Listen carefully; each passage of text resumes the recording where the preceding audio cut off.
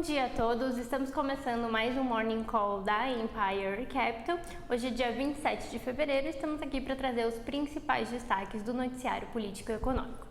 Vamos começar falando um pouco do fechamento de mercado no dia de ontem. Ontem a gente teve o Ibovespa fechando com leve alta de 0,15%, fechando o dia a 129.609 mil pontos. A gente também teve o dólar perdendo força ante o real, teve queda de 0,23%, no fechamento sendo negociado a R$ 4,98. Foi a primeira sessão com queda, depois de 3 altas seguidas, e é importante a gente notar que esse resultado de bolsa aqui no Brasil veio na contramão dos resultados dos Estados Unidos. Ontem, destaque também foi a fala do formulador de política monetária lá do Banco Central Europeu.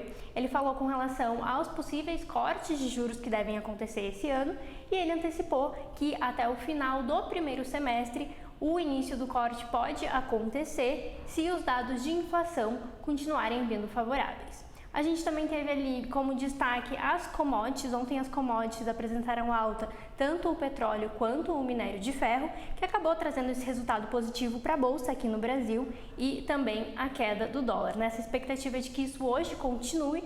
E com relação principalmente aos dados de commodities, a gente continua observando se essa alta no preço do petróleo vai continuar, porque isso pode impactar a inflação aqui no Brasil.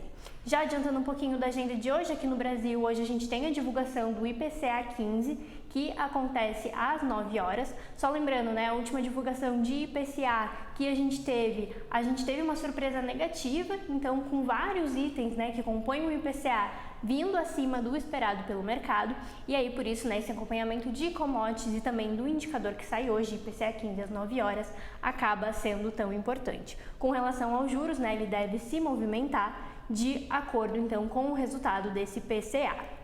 Bom, falando de mercado lá fora, hoje as bolsas começaram em leve alta. A gente tem o Eurostock subindo 0,3%, enquanto os futuros do S&P e do Nasdaq estão avançando 0,1% e 0,2% respectivamente. E na Ásia a gente teve o Nikkei ficando de lado e o Xangai subindo 1,3%.